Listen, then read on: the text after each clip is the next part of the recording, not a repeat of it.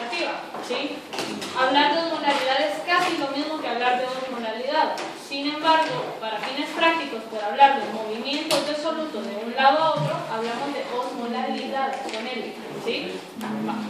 Entonces, el día de ayer nos quedamos hablando de que la presión osmótica era la encargada de evitar el flujo de solventes de un lado a otro, de adentro o hacia afuera de la célula, para poder mantener las concentraciones que ya habíamos visto de electrolitos, de cationes y aniones extracelular, que vimos que no eran iguales, que eran diferentes para cada uno de los compartimientos.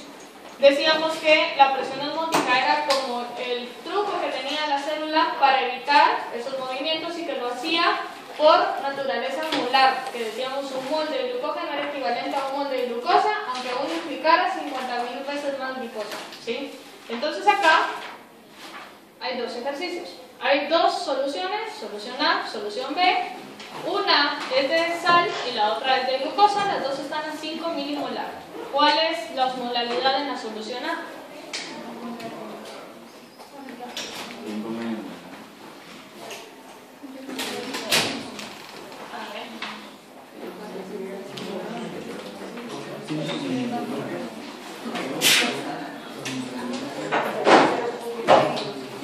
¿Cómo calculan la osmolalidad? Miliosmoles partido kilogramo, ¿sí? Y es lo que lo explico ahí. Miliosmoles partido kilogramo de agua. ¿Pero miliosmoles de qué?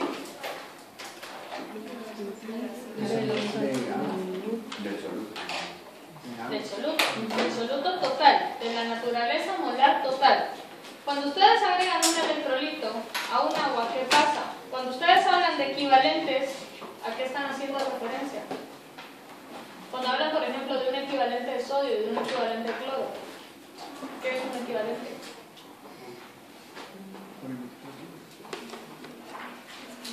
¿Qué es?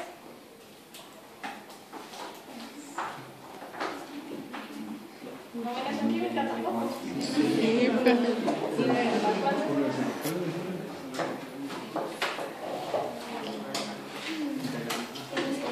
A ver, eso es lo más básico de química, ¿no?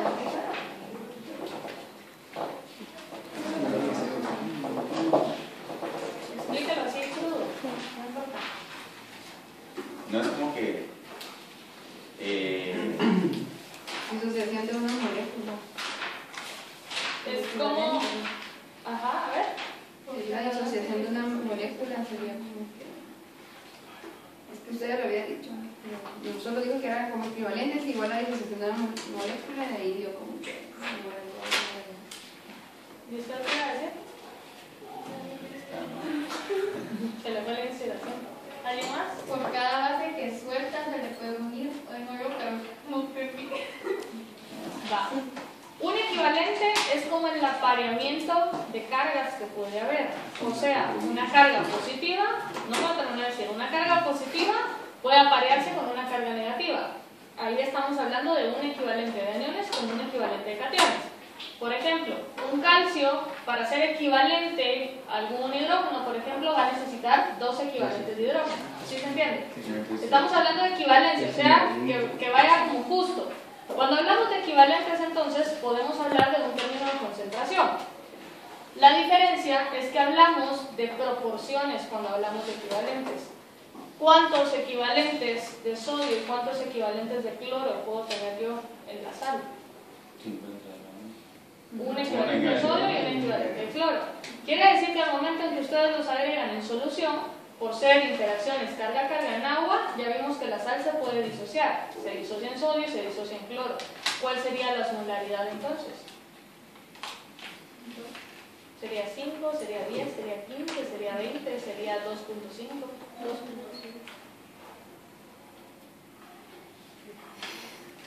Dígame algún número más para ver qué estaban pensando siquiera.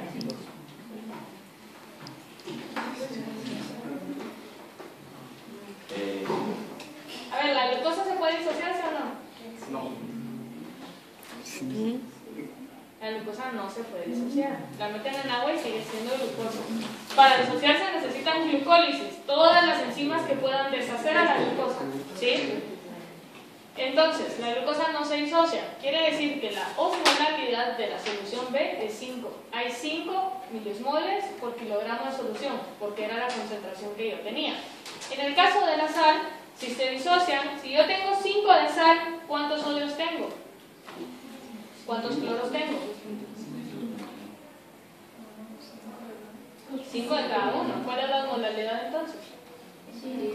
10. ¿Sí? La solución A tiene 10 milismoles por kilogramo y la solución B tiene 5 milismoles por kilogramo. Si yo estoy viendo entonces que están en la misma concentración, pero que el otro va a tener más osmolalidad, ¿de dónde a dónde se mueve el agua si es una membrana semipermeable?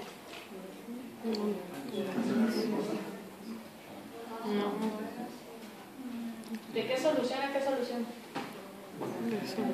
¿Hay alguien que no entienda qué estamos haciendo? ¿Sí entiende qué estamos haciendo? Hacia la glucosa. ¿Ah? Hacia la glucosa. En teoría lo vimos ahí, tienen la misma concentración, ¿sí o no? Yo pensaría que están en equilibrio, pero si yo le saco la osmolalidad a cada solución, una tiene más miliosmoles por kilogramo que la otra, ¿sí o no? Quiere decir que en una hay más soluto que en la otra. ¿De dónde se mueve? De A a B. De la B al B. De B a A. ¿Sí? ¿Por qué? Porque el agua le dije que era montonera, siempre iba donde estuviera el soluto, ¿sí? El agua se va a mover entonces de la solución B a la solución A. ¿Sí se entiende? ¿Sí? Ahora tengo cloruro de calcio y tengo urea. ¿La urea se disocia o no? ¿El cloruro de calcio? Sí. ¿De dónde a dónde se mueve el agua? Está en equilibrio. Está en equilibrio, ¿por qué? Porque tiene la misma cantidad. La misma cantidad de qué? De milismoles. Tiene la misma cantidad de miliosmoles, ¿sí? Milismoles. ¿Por qué? Porque ese tiene 2 kilómetros. Porque cuando el cloruro de calcio se va a disociar en 2 cloros y un calcio. Quiere decir que la concentración va por 3, ¿sí? Tengo 10 miliosmoles de cloro y tengo 5 miliosmoles de calcio. Quiere decir que los dos tienen la misma concentración de solutos y el agua no se mueve de un lado a otro, ¿sí? Con esto, ¿qué quiero que vean? Que administrar soluciones de líquidos, por ejemplo, una Kress-Ringer, por ejemplo, o una solución de glucosa o así, no es solo de poner y ya, ¿sí? Sino tienen que llevar un monitoreo constante, se deben ir administrando despacio, porque si no, hacen un desastre en cada una de las células de sus pacientes, ¿sí? ¿Se entendieron los ejercicios? ¿Sí? No. Entonces, el cuerpo se halla constantemente intercambiando agua con el ambiente en un estado de equilibrio dinámico, de modo que la ingesta de agua debe de igualar a su pérdida. Quiere decir que nosotros debemos de mantener la homeostasis acá. Si tomamos demasiada agua, puede haber una sobrehidratación, una dilución de electrolitos y por lo tanto todo se puede mover de un compartimento a otro. Si dejamos de tomar agua, puede haber una deshidratación que igual va a generar un movimiento de electrolitos de un lado a otro. Y los efectos son los mismos que platicábamos ayer. La célula se hincha, la célula se encoge, el volumen extracelular aumenta, el volumen intracelular aumenta y ese tipo de cosas, ¿sí? Acá entonces, ¿no vieron una vez un concurso que era Hold Your Pee for Your Wee? Algo así, ¿no?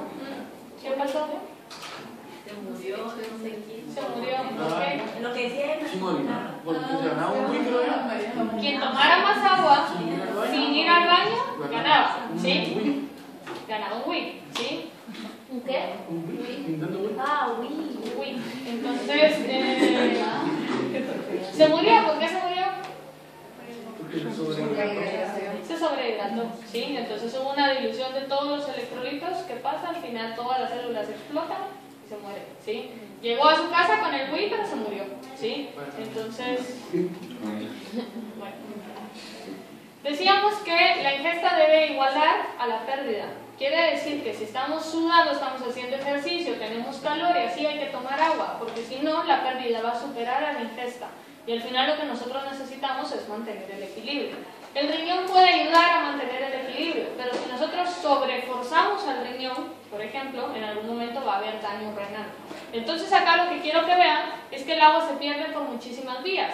Si se fijan, la vía gastrointestinal es pues básicamente la vía estándar para poder ingerir agua. Pero pérdidas hay muchísimas. Hay pérdidas sensibles, pérdidas insensibles, que las vamos a clasificar básicamente con esto. Tenemos los ingresos y tenemos los egresos. Si se fijan, ingresos dice 2.500 ml y egresos dice 2.500 ml. O sea, es el promedio de lo que se debe consumir de agua, ¿sí? Diariamente. Los ingresos pueden ser sensibles o insensibles. Los sensibles pues es tomar agua, ¿sí? Tomar agua o el agua oculta, que sería básicamente el agua en un té o el agua en el café y así. Luego tenemos los insensibles, que sería el agua oxidativa. Cuando veamos ciclo de Krebs vamos a ver que Krebs produce moléculas de agua, o sea, todas las moléculas de agua que se generen en la fosforilación oxidativa, por ejemplo. Ustedes saben que cuando el oxígeno se reduce, ¿en qué se convierte? En agua, ¿sí? Esa sería el agua oxidativa. Luego tenemos acá el agua que va en proteínas, por ejemplo, en lípidos, que básicamente sería el agua que va, al final termina siendo agua oxidativa también, porque es el agua que va degradando cada una de las moléculas. Al final todo esto contribuye a los 2.500, o sea, comer, tomar agua, tomar jugos, al final debe de tener la cantidad diaria de ingresos. Y luego las pérdidas sensibles, tenemos a la orina, donde en promedio uno orina 1,5 litros al día, ¿sí? Si orinan más, probablemente es porque tomen más agua. Si orinan menos, probablemente es porque tomen menos agua. Entonces eso les va dando un parámetro de la hidratación que pueden tener diariamente. Las pérdidas insensibles serían a través de los pulmones, de la piel, de las heces, por ejemplo. En los pulmones ustedes saben que cada vez que respiran se debe mantener humedad y todo lo demás, quiere decir que ahí van pérdidas de agua. Toda la piel, por ejemplo, a través del sudor serían pérdidas de agua, aunque ustedes no sientan sudor, ahorita probablemente ya, pero aunque no sientan, el agua todo el tiempo se está perdiendo a través de los poros de la piel, y en las heces varían ciertos porcentajes de agua.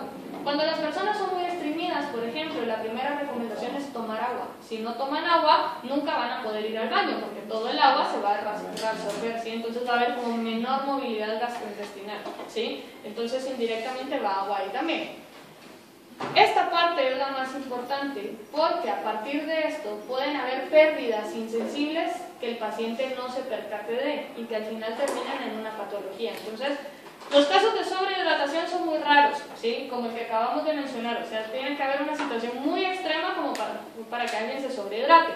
Pero en este caso, lo que nosotros vemos es que, por ejemplo, puede haber alguien que haya ido a correr X kilómetros, por ejemplo, sin tomar una sola gota de agua, eso produce deshidratación. O alguien que tenga diarrea o que esté vomitando, y aquí eso puede producir deshidratación también. Entonces, cuando estas pérdidas insensibles aumentan, es donde el balance hídrico se rompe, ¿sí? Bueno, entonces acá están pérdidas insensibles, la piel más o menos pierde 2/3 de agua y los pulmones el tercio restante. Ahí está más o menos cuántos mililitros por kilogramo se pierden de agua entre piel y pulmones más o menos. Solo son datos curiosos, y no necesito que se lo aprendan. Lo que quiero que vean es que conforme vamos creciendo vamos perdiendo menos cantidad de agua. Pero acuérdense que mientras más jóvenes somos, tenemos más porcentaje de agua en las células. Quiere decir que la pérdida podría ser más grande sin que haya algún daño, ¿sí? Luego tenemos acá la parte de la excreción de la orina y la parte de excreción de heces, más o menos cuántos mililitros al día deben de ser excretados. Bueno, vamos a hablar un poquito de la función renal entonces, porque como les dije hace un rato, los riñones son los que compensan el volumen y compensan la osmolaridad del plasma. El riñón metaboliza productos, elimina productos del metabolismo y toxinas y retiene sustancias valiosas. Por eso es que la función renal es muy importante, porque el riñón, aparte de producir, se encarga como de filtrar, es el colador del cuerpo, ¿sí? Su trabajo en conjunto logra mantener la composición, la osmolalidad y el volumen del líquido extracelular. Si yo mantengo el líquido extracelular, el líquido intracelular no sufre ninguna variación. Si yo cambio el líquido intracelular va a tratar de compensar. O sea, si yo dejo muy concentrado el líquido extracelular, ¿quién va a diluir para mantener la homeostasia? La célula. Y por eso el agua sale de la célula, ¿sí? Y la célula se encoge y hay deshidratación. Bueno, solo para que se recuerden más o menos dónde están ubicados los riñones y cuáles son las partes. Creo que eso ya lo vieron en anato y en cito, ¿no? ¿Ya ven los riñones en anato y cito? No. Todavía no. No. Los van a ver, sí, entonces no voy a entrar en detalle. Entonces acá, lo que quiero que vean es que entonces tenemos la parte de los glomérulos, donde cada glomérulo tiene diferentes constituyentes por diferentes nefronas, que sería como la unidad básica del riñón, ¿sí? ¿No han visto esto, verdad? ¿Ninguno lo que biología, en la superbiología. Entonces acá, vamos a ir viendo cómo se va dando el intercambio entre cada uno de estos. Entonces, en el ser humano cada riñón está formado por un millón de nefronas y todas las nefronas son capaces de formar orina. Al final las nefronas van a trabajar en función a la osmolaridad plasmática. Dependiendo de eso se va a filtrar más agua o se va a retener más agua para mantener el equilibrio en la sangre, ¿sí? Cada nefrona contiene entonces un glomérulo y una cápsula de Bowman, donde el glomérulo sería la parte de los vasos capilares, que es lo que lleva todos los componentes de la sangre, que es lo que se va a filtrar. Todo esto va a lograr pasar a la parte epitelial, que sería la cápsula de Bowman, donde aquí yo ya puedo entonces que todo lo filtrado pase al túbulo, que forma el asa de Henle, por ejemplo, que es la ascendente, la descendente, y luego que se vayan los túbulos proximales, ¿sí? Bueno. Hay una parte que es la parte de corteza y la parte de la médula. Ustedes saben que el riñón tiene la parte de la corteza, que es la parte superior, y la parte de la médula, que es la que está orientada hacia adentro. La parte de la médula básicamente me va a servir a mí para concentrar, para que al momento en que regrese por el otro pedazo, yo ya pueda venir y reabsorber la cantidad de agua en función a lo que mi cuerpo necesita.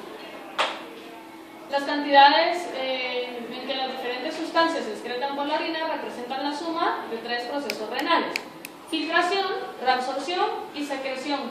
¿Qué significa cada uno de estos? A ver, filtración, ¿qué es? Como limpiarse. ¿De dónde a dónde? De la sangre al glomérulo. De la sangre al glomérulo, ¿sí? Del glomérulo a la cápsula de Bowman, al asa de Henle, ¿sí? Eso es filtrado. Luego tengo lo reabsorbido. ¿De dónde a dónde? De la ¿Solo asa de Henle? No, de todo lo que se va a De todos los túbulos, ¿a dónde? a los capilares. No, al líquido extracelular. Ajá, al líquido intersticial, que es el que está entre cada una de las nefronas. Y luego, ¿a dónde? A la sangre, ¿sí? Secreción. Esa es excreción. Secreción. No, que ya lo vieron, pues, que es secreción. Pero es que no era que se salía y se volvía a meter, ¿o? Ajá, de los Pues se volvió a meter, que ya no pasa por el glomérulo, sino que entra directamente a los túbulos, ¿sí? Una sustancia puede ser secretada y no excretada, o sea, es reabsorbida. Una sustancia puede ser filtrada y no excretada, o sea, se reabsorbe completamente, y así sucesivamente. Dependiendo de eso, vamos a clasificar a las sustancias en diferentes categorías. Entonces, acá está. Esta sería la filtración, ¿sí? De acá para acá. Esta sería la reabsorción y esta sería la secreción. Y lo que logre pasar a la orina sería entonces la excreción. Entonces, si se fijan, la excreción total yo puedo calcularlo como lo que se filtra menos lo que se reabsorbe más lo que se secreta, porque al final lo que me queda es lo que está saliendo en la orina. ¿Sí se entiende? ¿Sí? Entonces es esto mismo acá. Entonces, las sustancias tipo A, según la imagen, ¿qué le está pasando a una sustancia tipo A? Se excreta, se filtra y se excreta, ¿sí? Entonces acá se filtra, no se absorbe, ni se secreta, solo se excreta. En estos casos la excreción es igual a la filtración. Lo que sale lo que sale del glomérulo y pasa a la cápsula de Bowman es lo que va a aparecer en la orina, todo completamente. ¿Sí se entiende? ¿Sí? Va. El ejemplo acá sería la creatinina, la urea, el ácido úrico y los uratos. Este tipo de sustancias, las sustancias tipo A, me sirven a mí para poder evaluar el índice de filtración. ¿Por qué? Porque yo puedo saber qué tanto se está filtrando haciendo una medición en orina. Porque yo sé que lo que está pasando es lo que está pasando en limpio en el riñón, ¿sí? En cambio, si yo tengo alguna sustancia que se filtra y se secreta, yo ya no puedo evaluar función glomerular ahí, porque estaría evaluando función de túbulos también. Y si hubiera glomérulo malo, túbulos malos, ya no puedo saber cuál de los dos es. ¿Sí se entiende? No. Sustancia B, ¿qué está haciendo? A ver, se filtra, se absorbe, se absorbe parcialmente y se excreta, ¿sí? Entonces acá se filtra, se reabsorbe y se excreta, ¿sí? La excreción sería igual al filtrado menos lo que se reabsorbe, ¿sí? Calcular la parte que se reabsorbe es la parte complicada acá. Quiere decir que yo no podría hacerlo al menos que tuviera algún marcaje con algo radioactivo, por ejemplo, que yo pudiera ver, que se lo dé al paciente para ver qué sale y qué se queda en la sangre, ¿sí? Bueno, el ejemplo acá serían los electrolitos. Los electrolitos se filtran todos, se reabsorbe lo que necesita y lo que no se necesita se saca, ¿sí? Sustancia C, ¿qué está haciendo? Se filtra reabsorbe todo. y se reabsorbe. ¿Cómo sería la tasa de excreción? Igual a 0, ¿sí? Se filtra, se reabsorbe y no se excreta. La tasa de excreción sería igual a 0. Ejemplos acá, glucosa y aminoácidos, por ejemplo. Absolutamente todo sale, aminoácidos y no proteínas, ¿sí? Todo sale, pero todo se reabsorbe porque en teoría todo se necesita. Sin embargo, en algunos casos patológicos yo puedo encontrar glucosa o puedo encontrar aminoácidos en la orina. ¿En qué casos? A ver, por ejemplo, glucosa, lo más sencillo. Diabetes. ¿Por qué aparece la diabetes en la orina? ¿Por qué no se reabsorbe toda? Porque está en exceso. Quiere decir que el cuerpo no necesita toda la glucosa que yo estoy absorbiendo. Estas moléculas tienen un umbral renal. El umbral renal sería entonces el límite máximo capaz de reabsorber. El umbral renal de la glucosa es más o menos 180 ¿qué es? Decilitros por... no, es... ¿Cuál es tu líquido? No, es... se me fue la dimensional, pero es algo partido de decilitros, sí. Gramos. No sé si es gramos. Creo que es miligramos por decilitro, ¿sí? 180, o sea, los valores de referencia de la glucosa, ¿cuánto es? ¿Cuánto es un valor de glucosa normal en ayuno? 100. ¿Cuánto? No sé. 100, 70, ¿no? 100 lo máximo, de 70 a 100. Si tienen glucosa entre 70 a 100 están bien, ¿sí? Si tienen 110, 120, 130 de glucosa, la glucosa está aumentada, pero no aparece en orina, ¿sí? Si tienen 180 de glucosa en sangre y no aparece en orina, empiecen a preocupar. Si el paciente tiene 300 miligramos por decilitro de glucosa, por ejemplo, en sangre, y en orina no aparece, hubo algo malo ahí. O está mala la orina, o está mala la sangre del paciente, ¿sí? Usualmente es al revés. Aparece sangre, aparece azúcar en orina y en sangre está menor a 180. ¿Qué creen que pasó ahí? ¿Dónde está el error? ¿En la sangre o en la orina? En teoría puede estar en cualquiera de los dos, pero es más frecuente que esté en la orina, y les voy a decir por qué. Cuando tienen que llevar la muestra de orina al laboratorio, por ejemplo, han visto que mucha gente lo hace en los frascos de compota. ¿Sí o no?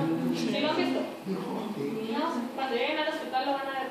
Mucha gente lleva los frascos de orina en los frascos de compota. ¿Qué hacen? Tienen que llevar una muestra al laboratorio, se van a comprar una compota, se la comen, lo lavan, hierven el bote o algo así, y después orinan sobre el bote.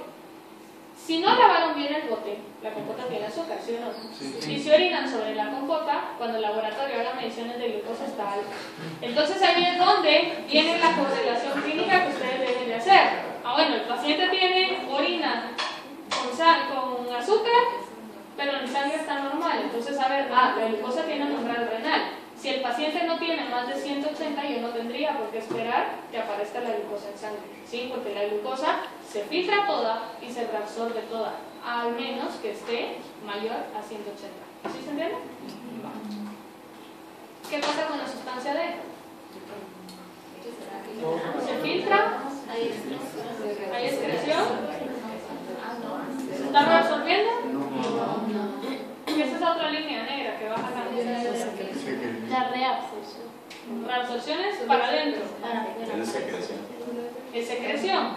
Quiere decir que la sustancia D se filtra, se secreta y se excreta.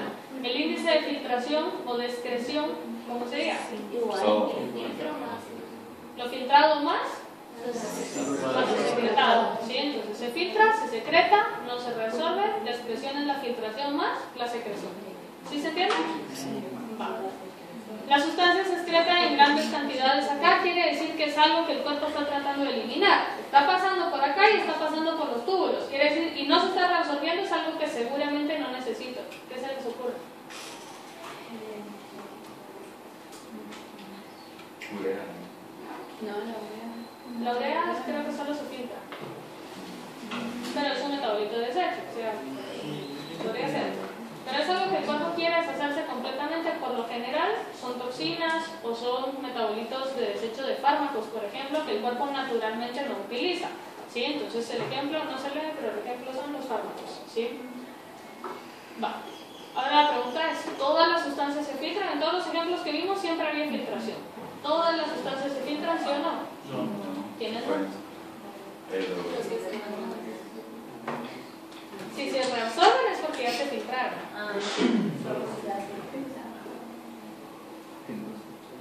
¿Todo se filtra? Lo que no sale del torrente sanguíneo, ¿Qué no sale? los componentes de la sangre, ¿Como cuál? los componentes regulares. O sea, eritrocitos y glóbulos blancos. Eso no se filtra, ¿sí? ¿Qué más? ¿Qué más se les ocurre? Les dije aminoácidos, pero no. las proteínas.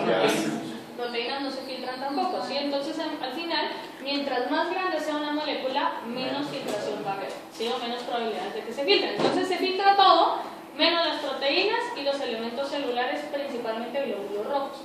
Yo encuentro en orina glóbulos rojos y glóbulos blancos, principalmente cuando hay inflamación o cuando hay infección, ¿sí? ¿Por qué? Porque los glóbulos rojos van a ser secretados en respuesta a esa infección urinaria, por ejemplo, o a esa inflamación. ¿Sí se entiende? Todas las sustancias que viajan unidas a proteínas tampoco se van a filtrar, o sea, el calcio, los ácidos grasos y así, que se unen a proteínas. Hay algunos fármacos que se unen a proteínas, no se van a excretar, ni filtrar, ni secretar, ni nada, porque van con la proteína. ¿Sí se entiende? Entonces, los procesos de filtración glomerular, reabsorción tubular y secreción tubular están regulados de acuerdo con las necesidades del organismo, que era básicamente lo que hablábamos. Se va a ir al baño todo lo que yo no necesite, ¿sí? Y se va a reabsorber todo lo que mi cuerpo siga necesitando. ¿Por qué se filtran en el riñón entonces? Entonces en el riñón, para poder calcular la velocidad a la que los glomérulos están trabajando, yo puedo calcular la tasa de filtración glomerular, ¿sí? Que es el promedio de actividad por tiempo. ¿Qué tanto están echando punta los riñones? ¿Sí? ¿Por qué se filtran en el riñón grandes cantidades de solutos y se reabsorben después? O sea, ¿cuál es el chiste de que todo pase por el glomérulo si al final lo voy a volver a absorber? Por ejemplo, la glucosa o los aminoácidos que mencionamos hace rato. ¿Por qué los filtro? O sea, si me los voy a quedar, ¿por qué me tomo la molestia de filtrarlos? ¿Qué se les ocurre? Porque necesitas separarlo de lo que no filtrar. Ajá, es una buena respuesta. ¿Algo más?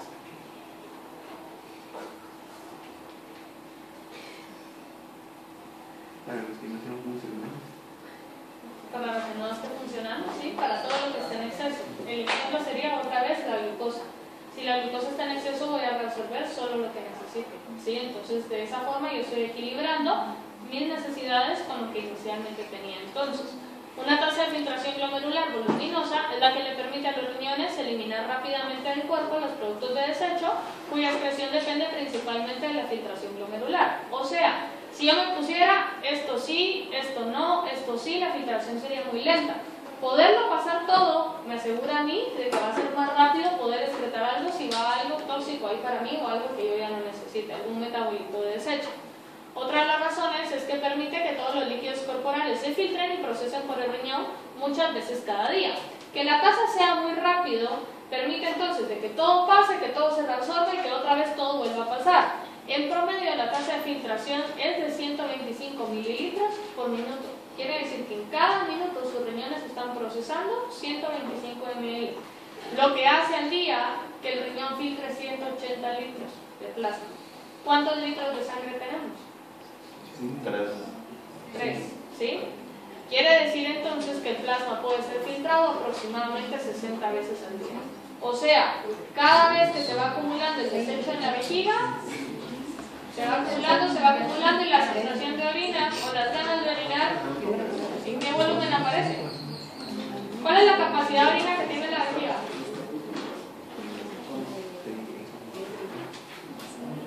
Litro y medio es lo que orinamos, pero no es la capacidad de la vejiga. 300. Es es aproximadamente 2 litros, 3 litros, ¿sí? Por ahí. Si nosotros estamos hablando entonces de que se filtra 180 veces, necesitamos que todos los componentes de agua se vayan reabsorbiendo. Decíamos que la excreción en orina era aproximadamente de 1,5 litros. Las ganas de orinar, cuando ustedes dicen tengo ganas de ir al baño, es porque ya tienen acumulado por lo menos 1,5 litros en la vejiga, ¿sí? O 1 litro en la vejiga como para ir a orinar. Luego, si ustedes empiezan como a sobrepasar esa cantidad, la vejiga se empieza a dañar. O sea, cada vez que se aguantan las ganas de ir al baño, imagínense ahí, todos los glomérulos los van dejando desechos y desechos y desechos. Mientras más se aguanten ir al baño, más daño les hace a nivel renal y a nivel de vejiga, ¿sí? Bueno, la tasa de filtración glomerular acelerada permite a los riñones controlar rápidamente el volumen en la composición de líquidos corporales.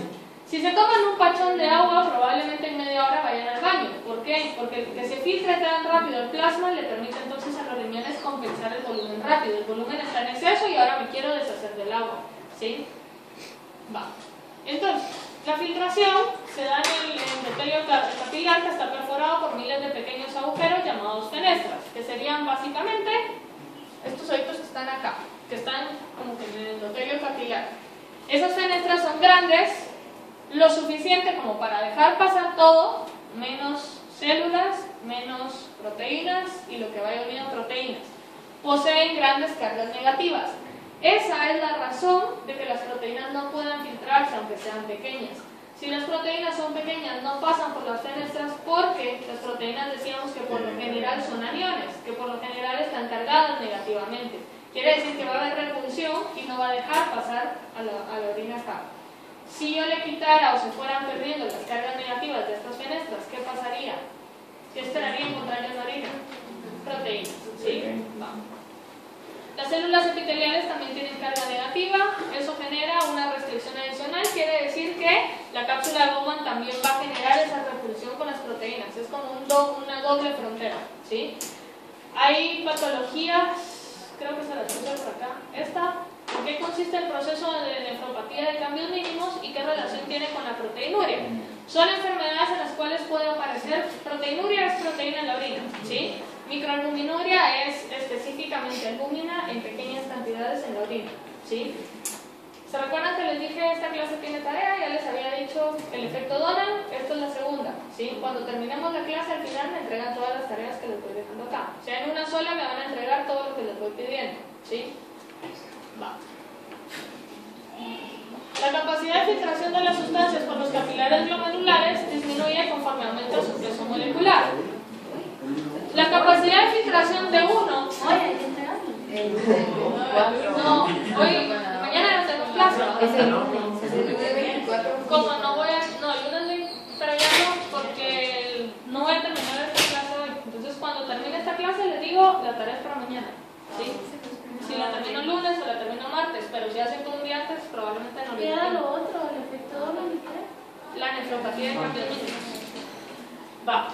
El 1 significa una tasa de filtración al 100%. La molécula se puede filtrar por completo. Entonces, si se fijan, tenemos agua, sodio, glucosa, la inulina y la albúmina.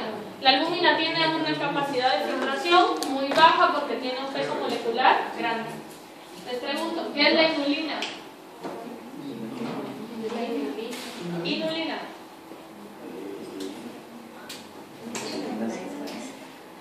¿No? ¿Sabes? No es insulina, no es lo mismo. Se parece, pero no lo es. Por eso no les dije que les suena, porque si no me iban a decir eso. ¿No? ¿No lo habían oído? Vamos. Cuando hablemos de las pruebas de laboratorio, vamos a hablar de la inulina. Lo que quiero que vean es que la inulina tiene una capacidad de filtración del 100%, o sea, puede filtrarse completamente, ¿sí? Va, la albúmina no aparece.